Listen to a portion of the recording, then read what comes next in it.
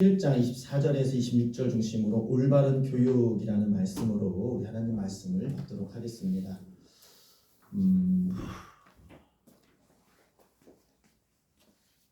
우리가 아이들인 보통 어린 아이들이 그 인격이 형성되는 데는 7살 이전에 또는 9살 이전에 그 사람의 인격이 다 형성이 된다고 합니다.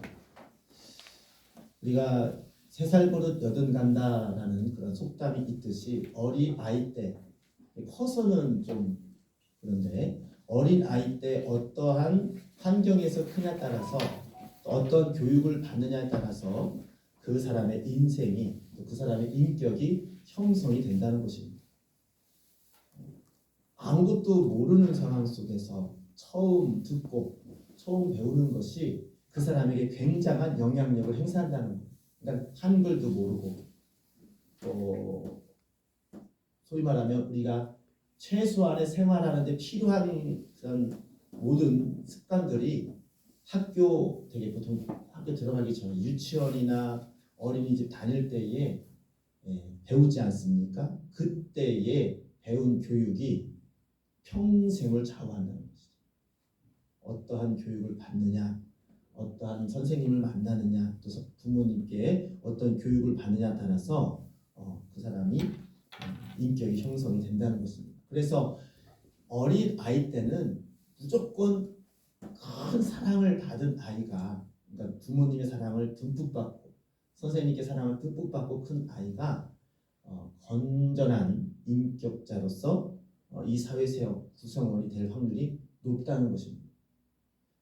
커서는 어느 정도 자기가 지식을 갖고 있고 방어가 있기 때문에 그런 옳고 그름을 판단할 수가 있는데, 어렸을 때는 옳고 그름을 판단할 수 있는 능력이 없잖아요. 그래서 처음 듣는 그것이 그에게는 굉장한 법으로 다가오는 것입니다. 그래서 어린 아이 때의 교육이 아무리 강조해도 지나치지 않는 것은 그 어린 아이의 평생을 좌우하기 때문입니다. 그래서 우리가 특히 과거보다 지금의 그 가정 교육이 많이 무너졌다고 얘기를 합니다. 물론 학교 교육이 무너진 거는 학교 교육의 심각성도 있지만, 학교 교육이 아무리 무너져도 가정 교육이 올바로 된다면 학교 교육은 그것은 또 이렇게 커버할 수가 있습니다. 가정 교육이 무너졌기 때문에 학교 교육도 무너진 거거든요. 엄밀히 말하면. 그럼 가정 교육이 왜 무너졌을까?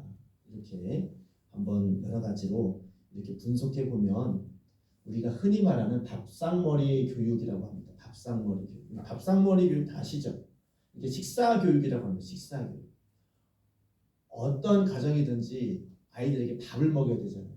그리고 부모님, 어른들이 특히 이제 이 밥을 좀 이렇게 배불리 먹을 수 있는 그런 시기가 아닐 때에 밥을 먹는다는 것은 굉장히 그 가정에서 굉장히 중요한 일이에요.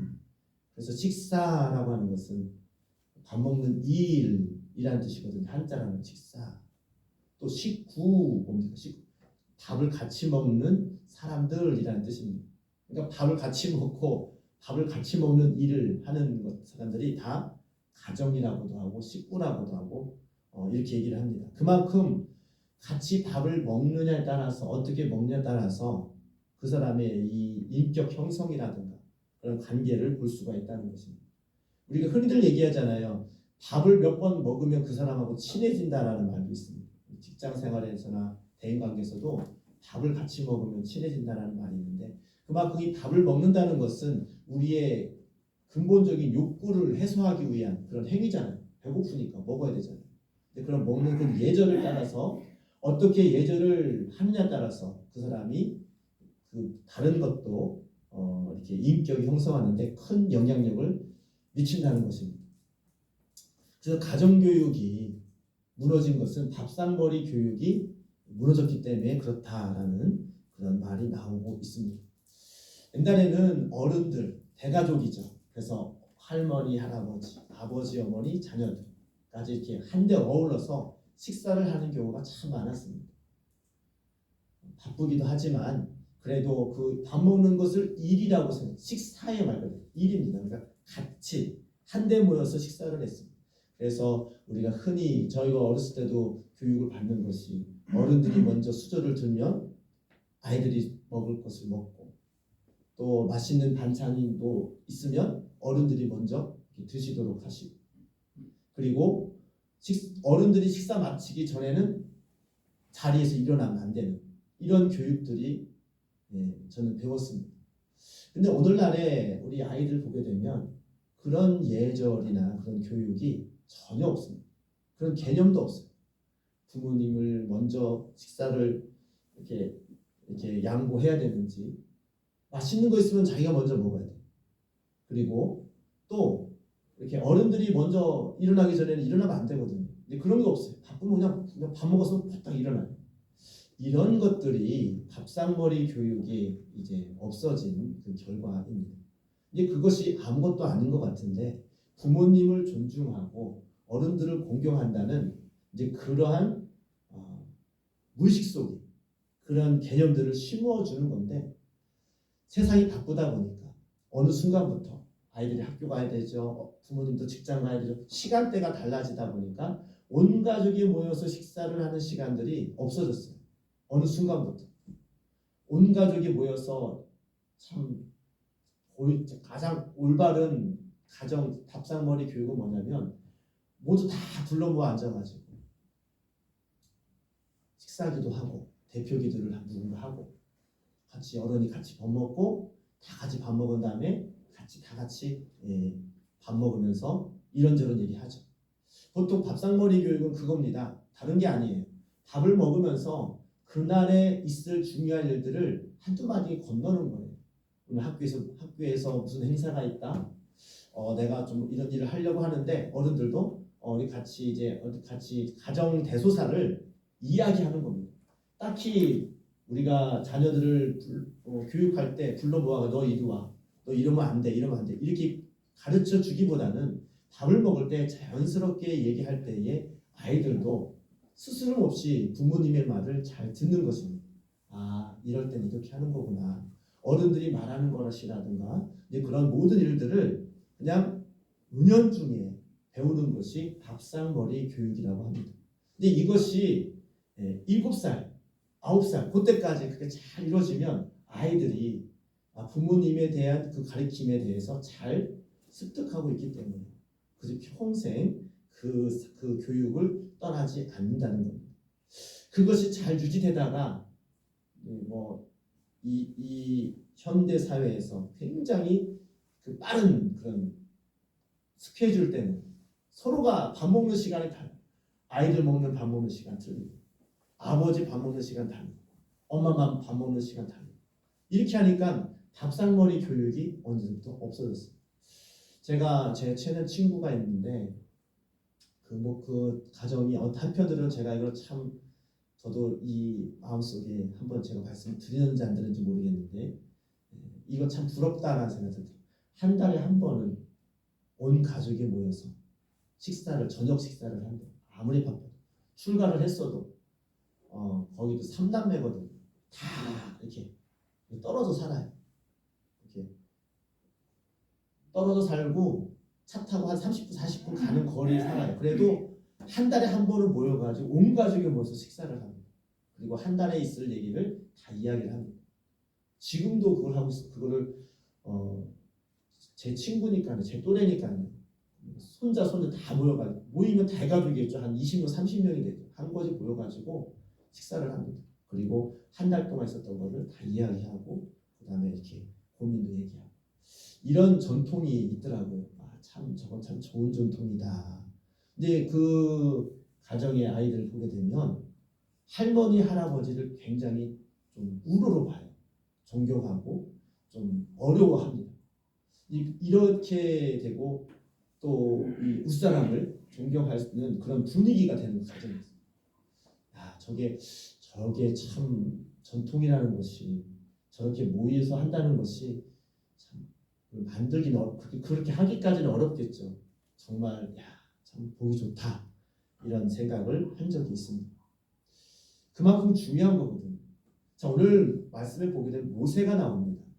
모세가 어떻게 하나님을 섬기는 사람이 됐을까요? 모세는 원래 공주의 아들로 자랐습니다.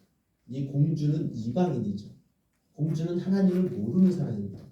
근데 이 모세는 하나님을 모르는 그 공주 밑에서 양자로 컸습니다. 그러면 당연히 하나님을 모르는 사람으로 크는 게 맞습니다. 그런데 오늘 본문 말씀 보니까 그 유모가 이 공주가 이제 유모가 필요하잖아요. 그 유모를 친어머니인 요게벳을 불러와서 그 어머니가 젖을 먹이면서 모세를 키웠어요. 아까 밥상머리라고 했잖아요. 아이들이 이 엄마가 젖을 먹일 거야. 젖을 먹이면서 계속 모세에게 또 이렇게 유모는 되게 젖을 먹일 때까지 거의 같이 지내잖아요. 젖을 떼면은 이렇게 유모가 이제 항상 붙어 있지는 않지만 가끔 가다가 돌봐주고 하는 건데 젖을 뗄 때까지는 거의 24시간 붙어 있게 되죠. 그때에 이 어머니가 이 모세에게 교육을 한 거예요. 너는 이스라엘 사람이다. 우리는 하나님을 믿는 사람이다. 라는 것을 계속 밥을 먹을 때마다, 젖을 먹일 때마다, 밥을 먹일 때마다 계속 교육을 했던 거예요. 그러니까 그 어렸을 때의 교육을 받은 이 모세가 하나님을 믿게 되고 자기는 이스라엘 사람이라는 것을 확실히 그 마음속에 자리 잡고 있었던 거죠. 그가 정말로 그런 교육이 없었다면, 어렸을 때의 그런 교육이 없었다면 모세가 왕자로 컸는데요. 그리고 이 애굽에서 호의호식하면서 살 수 있는 그런 신분을 가지고 있었는데 그것을 오늘 말씀 보니까 뭐라고 되어 있습니까? 히브리서 24절 말씀 보게 되면 한번 펴볼까요? 24절 말씀 볼게요. 24절 앞에 한 번 보세요. 24절. 믿음으로 모세는 장성하여 바로의 공주의 아들이라 칭함받기를 거절하고 왕자의 신분인데 그걸 거절했어요. 그 거절한 이유가 뭡니까? 25절 말씀 보세요. 도리어 하나님의 백성과 함께 고난받기를 잠시 죄악의 낙을 누리는 것보다 더 좋아했다. 이러한 마음이 언제 갖게 됩니까? 어렸을 때 어머니 유모로 진짜 엄마인데 유모로 불러왔잖아요. 이 애굽 시대에 남자 아이가 나면 무조건 죽여라. 이스라엘 백성들한테. 왜? 이스라엘 백성들이 너무 강성해지니까 애굽 사람들이 볼 때 야, 저들이 우리보다 많아지면 언젠가 우리를 쫓아내지 않을까.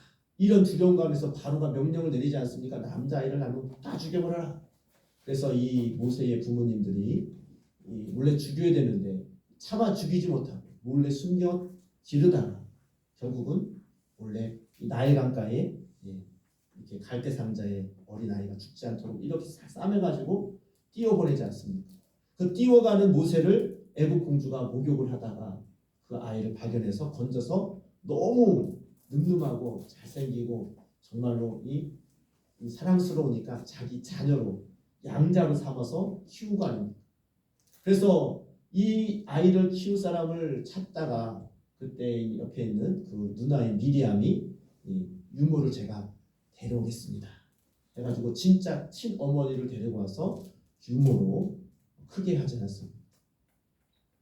실제로 이 아이가 이 모세가 하나님의 경외하고 신인식을 가지는 그런 교육이 어렸을 때 형성이 된 겁니다.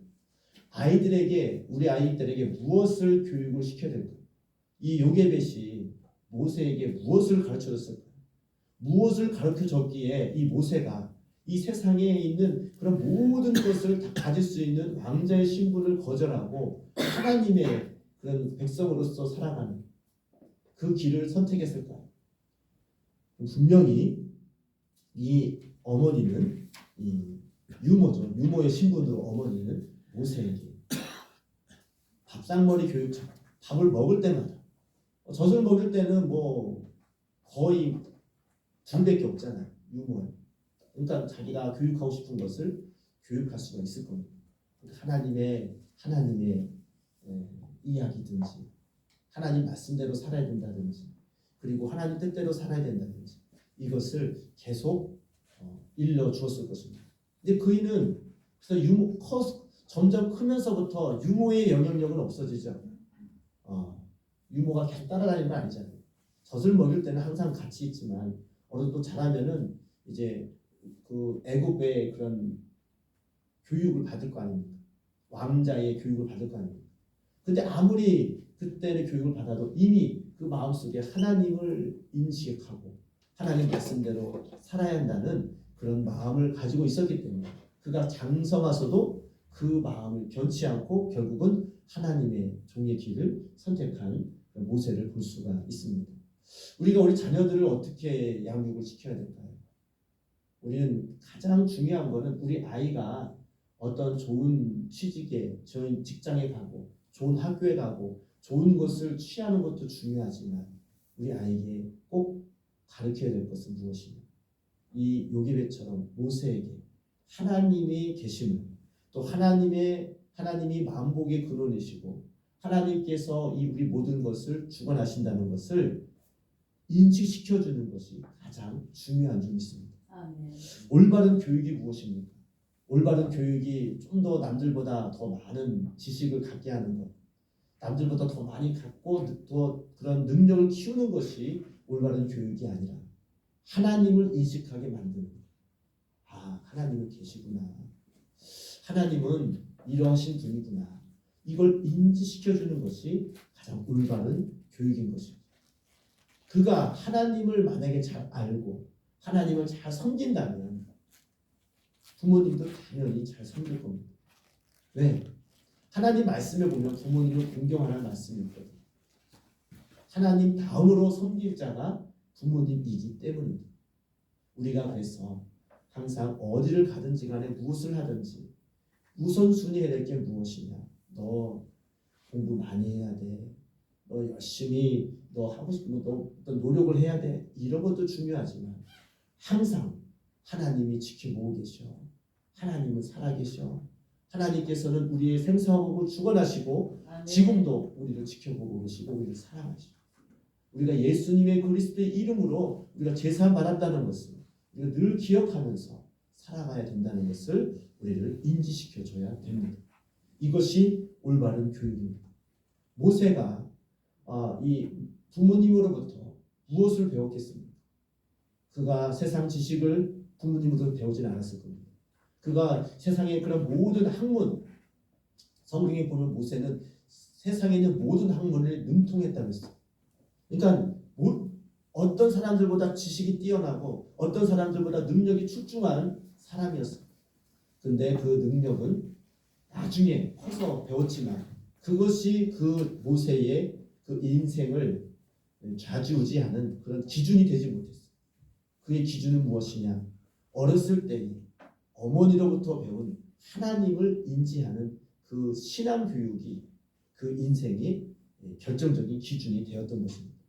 그래서 우리는 자녀들에게 무엇을 가르쳐줘야 됩니까? 우리는 또 무엇을 또 그들에게 남겨줘야 됩니까? 우리는 자녀들에게 이 요게벳처럼 요게벳이 모세에게 가르쳐줬던 것처럼 여기 보니까 세상의 그런 모든 부하보다 더 큰 재물로 이겼다. 그러니까 그리스도를 위하여 받는 그 수고가 그리스도를 위하여 하는 그 모든 일들이 세상의 그런 모든 부하보다도 더 큰 것으로 여겼다. 이는 상 주시는 이를 바라봅니다. 라고 말씀하고 있습니다. 어느 것이 더 가치 있고 어느 것이 더 귀한지를 가르쳐주는 거예요. 가르쳐주는 거예요. 오늘날에 많은 사람들이 돈을 더 좋아하고 명예를 좋아하고 또 우리 가진 그런 것들을 더 추구하는 이때에 이 가정의 그런 교육이 참 무너지니까 얼마 전에 제가 기사를 봤는데 참 머리 아프고 가슴 아픈 그런 뉴스를 본 적이 있습니다.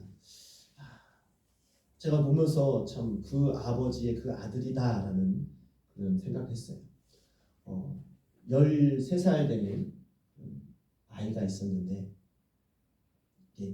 이렇게 좀 이렇게 폭행하고 어떤 죄로 이렇게 누구 때려가지고 수갑을 채워줬어요. 근데 요새 촉법이라는 거 있죠. 만 14세 미만은 이제 훈방 조치하고 이렇게 감옥에 가지 않습니다. 어린 아이기 때문에 있는데 수갑 채가지고 이렇게 감찰서에 있는데 아이가 막 수갑을 풀라고 하면서 경찰한테 대드는 거예요. 심지어는 경찰한테 욕하고 발로 차고 거기 그 기사의 말로는 이렇게 돼 있다고요. 계급장 띄고 나랑 맞짱 뜨자. 경찰에게 막 덤비는 거예요. 13살짜리. 만으로 13살이니까 지금으로 말하면 중학교 1학년, 2학년. 그 동영상이 나왔어요. 동영상이면서 누가 봐도 야 저런 소위 말하면 내리 정말 저런 아이가 있을까? 정말 제가 커서 뭐가 될까? 이렇게 걱정될 정도로 그렇게 경찰서에 가면 이렇게 잡혀가면 보통 아이들은 좀 잘못을 뉘우치고 내가 잘못했구나 이렇잖아요. 이게 정상이잖아요. 근데 왜 경찰한테 대들고 막 발로 차고 막 이런 동영상이 됐어요. 근데 왜 이런 기사가 나냐면은 그런 아이가 한두 명이 아니겠죠. 근데 중요한 건 뭐냐면은 이 동영상이 유출됐잖아요. 유출됐는데 이 부모님이 이 동영상을 외부에 유출됐다고 우리 아이가 인권에 침해됐다고 이 동영상 유출한 사람을 고소해버렸습니다. 그래서 이 동영상 유출한 사람을 찾아서 벌을 내려달라는 고소장이 있기 때문에 기사가 난 거예요. 부모님이라면은 아이들이 그 수갑을 채워주고 감옥에 있다면 이렇게 했다면은 죄송합니다 이렇게 나왔어야 되는데 아니 누가 이것을 동영상 찍어서 유출했느냐 이거는 우리 아이의 인권이 침해됐다 고발한 겁니다. 이걸 보고서 야 어떻게 부모님이 그런 생각을 했을까 이렇게 생각을 했습니다. 얼마나 창피한 일이에요. 자녀가 만약에 경찰서에 끌려갔으면 죄송합니다. 우리 아이 제가 못 가르쳐서 그렇습니다. 이게 정상인데 오히려 그거를 찍어서 밖으로 유출한 사람을 괘씸하게 생각해가지고 오히려 고소를 하는 그런 일이 벌어진 겁니다. 아나무인이죠. 자기밖에 모르는 거죠. 예절이 없는 거죠. 법이 없는 거죠. 뭐든지 자기 중심으로 생각하는 그런 이렇게 풍조가 굉장히 마음이 아팠습니다. 오늘날에 그리스도인이라면 하나님을 믿는 사람이라면 적어도 이 세상의 도덕보다는 더 뛰어난 그런 윤리를 지키는 것이 맞습니다. 아멘. 그러니까 세상의 법보다도 더 더한 법을 예수님께서 주셨어요. 모세를 통해서 율법을 줬잖아요. 살인하지 말라, 간음하지 말라, 도둑질하지 말라. 이거 당연히 지켜야 되는 거죠. 그죠? 세상 법도 그렇고. 근데 예수님께서는 뭐라고 말씀하셨습니까? 내가 율법을 폐하러 온 것이 아니라 내가 완성시키러 왔다 했어요. 그 완성이 뭡니까? 형제를 미워하는 자는 이미 살인하였다. 이게 살인하지 말라의 법을 준 의도입니다. 살인을 언제 합니까? 그 영혼을 미워하고 그것을 해코지할 때에 살인한 일이 벌어지죠. 처음부터 살인하려고 합니까? 미움이 커지다 보면 살인됩니다. 그러니까 그 미움 자체가 죄라는 거죠.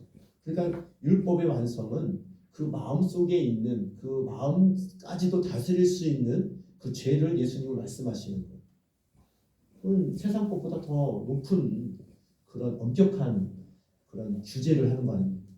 여자를 보고 음욕을 품은 자는 이미 간음하였다. 또 이웃의 물건을 탐한 사람은 이미 도둑질하였다. 그 속에 있는 죄는 누가 알아요? 예수님은 그 속에 심령에 있는 죄까지도 다 죄라고 말씀하십니다. 세상의 법은 이 행동으로 나타난 것만 죄로 여기지만 예수님은 그 속에 있는 심령에 있는 그것까지도 죄라고 말씀하십니다. 이것이 율법의 완성이다라고 예수님은 말씀하시는 겁니다. 그래서 우리 그리스도인들은 예수님을 믿는 사람들은 세상의 법을 지키는 것뿐만 아니라 하나님께서 말씀하시는 그 법을 지켜야 되는데 그것을 어떻게 아이들한테 가르치고 어떻게 그것을 보여줄 수 있습니까? 가정에서 밥상머리 교육처럼 생활 속에서 그들에게 말을 하고 또 행동으로 보여줘야지만이 아이들이 인지할 수 있어요. 말로는 얼마나 가르칠 수 있어요. 하지만 말로 가르친다고 아이들이 그것을 수긍합니까? 아니요. 부모님의 삶을 보고 그것을 자연스럽게 습득하는 거예요. 제가 무서운 게 뭐냐면 우리 아이들을 보게 되면 제가 무엇을 알 수 있느냐. 아이들이 은연중에 부모님의 말투를 따라합니다. 따라하지 말라고 해도 따라합니다. 이거는 내가 가르치고 안 가르치고 떠나서 그냥 보고 배우는 거예요. 그래서 우리 부모님들, 우리 어른들은 아이들 앞에서 말도 조심해야 돼요. 행동도 조심해야 돼요. 자연스럽게 그게 습득이 되는 거예요. 특히 이제 어릴수록 그게 더 깊이 배워지는 것을 볼 수가 있습니다. 생활 습관도 그럴까요? 습관만 그럴까요? 아니요. 믿음 생활도 그렇습니다. 부모님이 얼마나 하나님을 경외하고 얼마나 이 주님의 그 사랑하는 것이 그 생활 속에서 나타나에 따라서 자녀들도 그대로 따라갑니다. 부모님이 신앙이 좋으면 그 자녀들의 신앙도 좋을 확률이 굉장히 높습니다. 부모님이 신앙이 별로 하나님을 경외하지 않고 기분 좋으면 교회 가고 기분 안 좋으면 교회 안 가고 자기 마음대로 믿음 생활을 한 사람은 자녀들도 똑같이 따라 삽니다. 우리가 참 무서운 것이 그거거든요. 그래서 올바른 교육에 오늘 말씀을 드리는데 과연 내가 하나님을 얼마나 경외하고 하나님을 잘 섬기느냐는 것은 우리는 그렇잖아요. 나는 못해도 자녀들을 참 잘하기를 원하는 그런 소망이 있습니다. 그런데 그거는 좀 거의 불가능에 가깝습니다. 물이 위에서 아래로 흘러가기는 쉽습니다. 그러니까 부모님의 습관을 자녀들이 따라가는 게 굉장히 쉽습니다. 물이 아래에서 위로 올라가기는 어렵죠. 그렇죠? 자녀들이 잘 돼가지고 부모님이 그걸 따라가는 건 어렵습니다. 근데 부모가 잘해가지고 자녀가 따라가는 것은 쉽습니다. 왜? 일상생활에서 보여줍니다. 일상생활에서 그거를 가르치려고 하지 않아도 자연스럽게 흘러가는 것입니다. 그래서 우리가 하나님을 경외하고 하나님을 섬기는 내가 자녀들이 믿음 생활 잘하기를 바라고 자녀들이 정말 하나님을 잘 섬기는 믿음의 가정으로 크기를 원합니까? 그럼 나부터가 하나님 앞에 잘하는 모습을 자녀들한테 보여줘야 돼요. 실제로 내가 하나님을 경외하고 하나님을 섬기는 삶을 살아갈 때에 자녀들도 그것을 자연스럽게 배워가는 것입니다. 우리는 그렇잖아요. 부모님들이 이런 우리 이 세대가 잘못한 것입니다. 생활이 우리 때랑 우리 자녀 때랑은 다르기 때문에 입시 교육 또 직장 생활 이런 것들 때문에 나는 기도할 테니까 너는 열심히 가서 공부해라. 나는 열심히 좀 기도할 테니까 너는 가서 일해라. 이런 잘못된 근데 그 마음속에 과연 하나님을 얼마큼 경외하고 섬기는 그런 마음이 나에게 있었는지 우리는 돌이켜봐야 됩니다. 정말로 만복의 근원이 하나님이시고 생사하고 주관하시는 분이 하나님이시고 또 이 모든 것을 주관하시는 분이 하나님이시라고 믿는다면 우리가 그렇게 행동하겠습니까? 아니 너 돈을 더 조금 벌어도 괜찮아. 아니 너 공부를 좀 덜 해도 괜찮아. 먼저 하나님 앞에 주의를 지키고 또 11조를 드리고 네 생활에 가장 먼저 하나님을 섬길 수 있는 그런 경외하는 그런 삶을 먼저 가르칠 것입니다. 우리 생활, 우리 마음속에 우리 심령 속에 정말 올바른 교육이 무엇인지 우리는 이 어린이날, 어린이 주일 또 어버이 주일을 맞이해서 다시 한번 생각해 봐야 되겠습니다. 요게벳은 비록 모세에게 이렇게 세상의 이 모든 것을 주지 못했지만 딱 한 가지 준 것은 하나님을 경외하는 하나님을 섬기고자 하는 마음 하나를 심어줬습니다. 그랬더니 모세가 나중에 커서 하나님을 진짜 경외하고 하나님을 섬기는 주님의 종이 되었던 것입니다.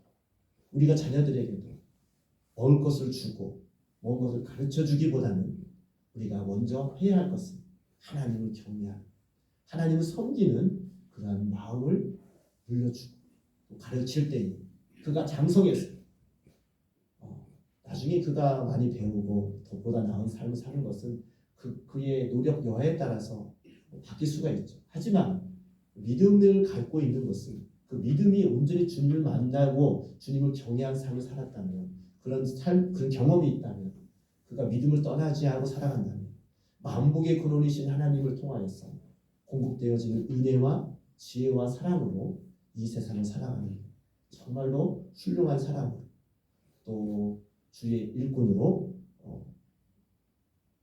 커가고 또 쓰여지고 또 살아가는 사람이 되어질 것입니다. 우리 모두가 다 오늘 주일을 맞이해서 주님, 제가 만약에 하나님 앞에 또 자녀들을 우리에게 맡겨주신 영혼이잖아요. 올바른 교육을 내가 했는지, 내가 또 올바른 본을 보였는지 혹시 그러지 못했다면 이제라도 하나님, 내가 회개하고 주님께 나아갑니다. 우리 자녀들이 주님의 은혜 안에 더 들어와서 주의 뜻대로 살아가기를 원합니다. 이렇게 기도하고 나갈 때 하나님께서 그걸 통하여서 하나님께서 주시는 그 은혜가 여러분 가정 위에 나타나게 될 줄 믿습니다. 우리 모두가 우리 또 자녀들은 마찬가지 부모님의 그 은혜와 사랑을 기억할 때마다 하나님의 은혜를 아는 사람은 부모님의 은혜를 또 기억하거든요. 모두가 다 서로가 서로를 주 안에서 올바른 교육을 통하여서 바로 믿음이 세워지고 또 서로가 서로를 사랑하는, 하나님을 경외하는 그런 믿음의 가정이 되어지는 그런 은혜가 있기를 주님의 이름으로 축복합니다. 아멘. 이 시간 기도할 때 하나님, 올바른 교육을 제가 하고 있는지 지금이라도 내가 하나님 앞에 자녀들에게 또 주위 사람들에게 믿음의 본을 보여서 하나님께 나아가는, 하나님을 경외하는 그런 가족들, 권속들 되기를 원합니다. 다시 한번 회개하고 주님 앞에 부탁하는 기도하기를 원합니다. 우리 주여 한번 부르시고 우리 하나님 앞에 기도하기를 원합니다. 주여